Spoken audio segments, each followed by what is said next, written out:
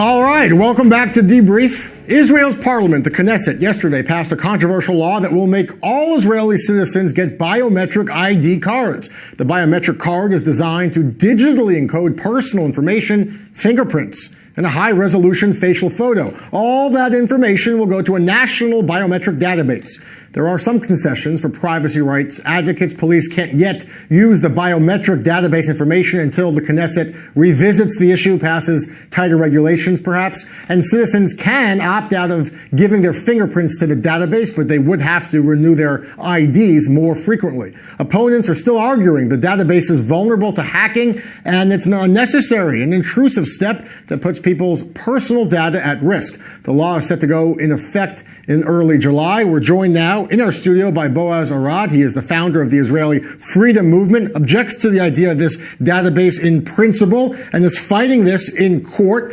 Let me ask you, why isn't this just an inevitable step towards the future, the understanding of how technology changes so quickly? It's an easy way for security officers and agencies to get information they need quickly. Okay, first of all, there is a need to get smart IDs and to face the challenges of the future, forging and so on. This is part of the state responsibility to defend their citizens.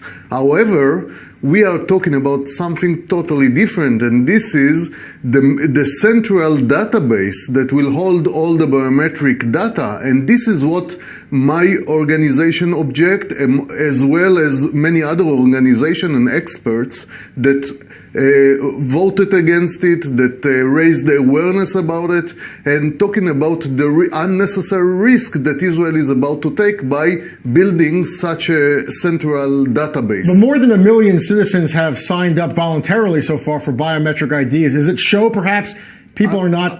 Actually, according to census, among the Israeli population, more than 70% of the people prefer not to get into a biometric database.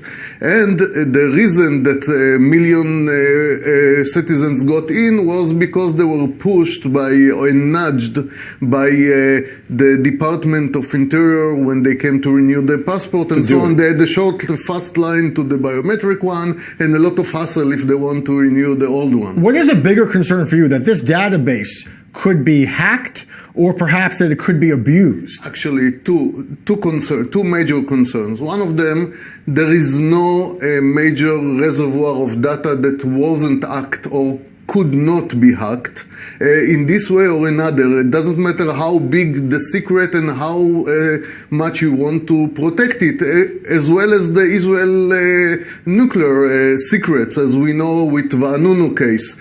After all the security, still the pictures and data got to the Sunday Times. So everything could be hacked, and we know the same thing that Israel maybe or maybe not did with the Iranian nuclear facilities. We're running out of time, but I want to ask, what's the next step in your fight? And a major objection is the relation between the citizens and the states. Sure. The state should not be a nanny, and we are about to oppose this law in the High Court.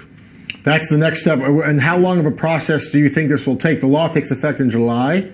Yeah, I guess that the appeal to the court will take place in a few days, and then we'll see.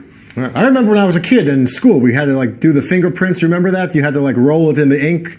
Maybe that was just in the United States. Yeah. We had to do a test with our fingerprints. All right, Bועז, thank you for your time and your analysis. All right, coming up after a short break.